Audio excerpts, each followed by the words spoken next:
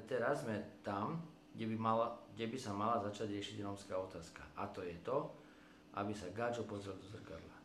A najprv musí vyriešiť svoj zásadný problém, a to zmysel života. Či, ako si ty hovoril, života ako takého, alebo života duchovného. Keď Gáčovi nebudú jasné hodnoty, že čo v živote má zmysel, nemôže vyriešiť rómskú otázku. Nemôže vyriešiť svoju vlastnú otázku, svoj vlastný problém. A on chce, aby ja som umrel s ním, ja, cigáň, mám umrieť s ním na večné veky. Prečo? Mne Boh hovorí úplne niečo iné. Tomu negramotnému cigáňovi v tej cigánskej osade, Boh v jeho srdci, ktorý je tam jedinou hodnotou celého vesmíru je Boh, a ten je v tom cigánskom negramotnom špinavom srdci, tak tento cigáň vlastne má všetko toto, ten svoj život, ktorý tam je na prvom mieste nechať a má ísť za nejakým pomyselným blahobytom a za večnou smrťou, lebo takto je to napísané v Biblii. Toto je to klamstvo. A keď podstatu tohoto všetkého, tá majoritná spoločnosť, ten Gáčo, ktorý chce, aby sme sa my jemu prispôsobili, neuvidí. On nemôže vyriešiť ani svoj základný problém svojej existencie, svojho bytia. A to je to klamstvo. Jak je možné potom v tej múdrosti tých Gáčov, že vedia, že ich zvolení politici už v regiónoch, už nehovorím na krajských a tých národných úradoch, ako je parlament, vláda, ministerstva, sú tí najväčší zlodeji. Oni to vedia. Ale cez to všetko, že oni to vedia, tak oni týmto ľuďom proste skláňajú klobúk. Oni sa im hrbia, hovoria tým ľuďom: pane, pani, pán. Miesto toho, aby im povedali zlodej. Miesto toho, aby tých ľudí ponížili pod úroveň človeka a pozatvárali ich do base, aby tam sedeli s mojimi bratrancami v base, tak oni povedia svojim vlastným deťom: toto je náš pán minister. Vidíš, toto je tvoj vzor, to je príklad. Ale ten minister rozkradol 2 miliardy slovenských korún, alebo eur, alebo urobil iný podvod, daňový, odvodový, alebo falšoval iné doklady, dokumenty. A cez toto všetko on, ten múdry, vzdelaný, civilizovaný, majoritne postavený, slovutný Slovák, povie: tohoto chcem mať na čele, tomuto dávam mandát, tento má riadiť moju slobodu, môj život, moju budúcnosť, moje deti. A ja, negramotný cigáň, mu hovorím: ty debil.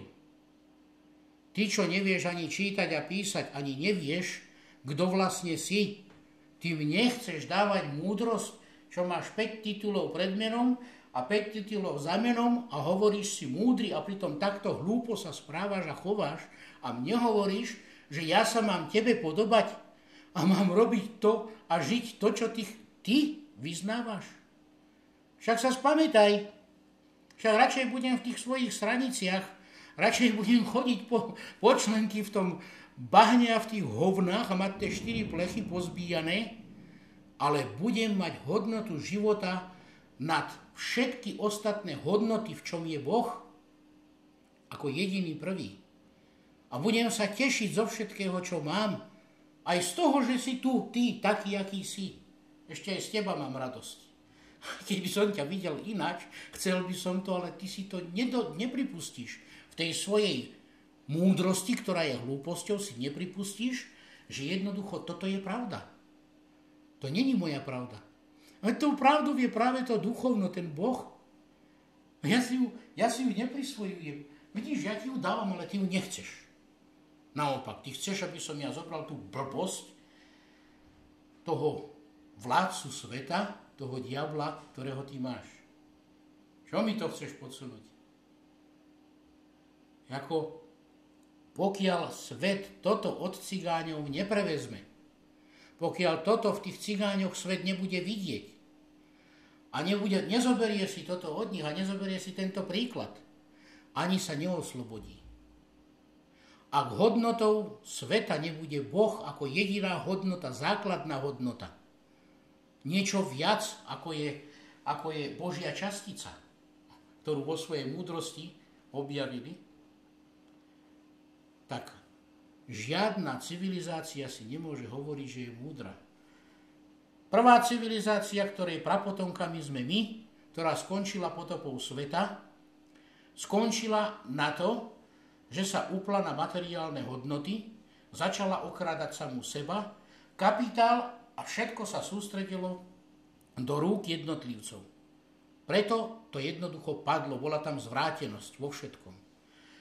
Neskoršia civilizácia, ktorá vlastne prišla až po potope do súčasnosti, a keď si ich zoberieme z toho historického a prahistorického poznania, tak vieme, že všetky tieto ríše, včetne faraónskej, skolabovali a skončili práve na tom, že sa všetok materiál, kapitál a všetky hodnoty sústredili do rúk jednotlivcov, ktorí proste si to uzurpovali a vydobili a proste vyvraždili a znásilnili všetko ostatné, lebo kradnúť je jednoduchšie, zabíjať je jednoduchšie, jednoducho ako pracovať a prácou niečo získať.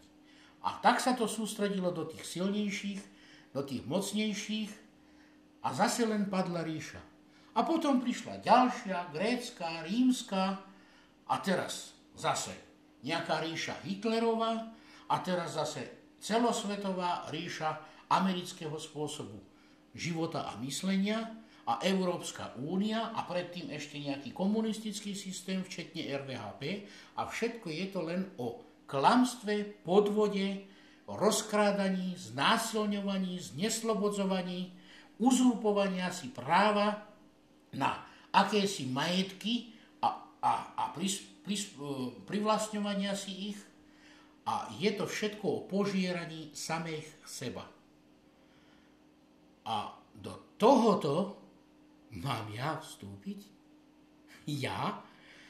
Mne Boh povedal, počúvaj, a mne to dal za trest. Ty budeš pútnikom a bludárom po celej zemi. Pôda, zem ti už viac nedá žiadnej sily. Nebudeš ju obrábať kvôli tomu, aby ťa uživila. Ako to v skutočnosti je? Sú cigáni pútnikmi a bludármi po celej zemi? Alebo nie sú? Sú.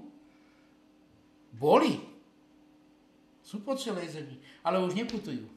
A nie sú ani bludármi. Ale naozaj?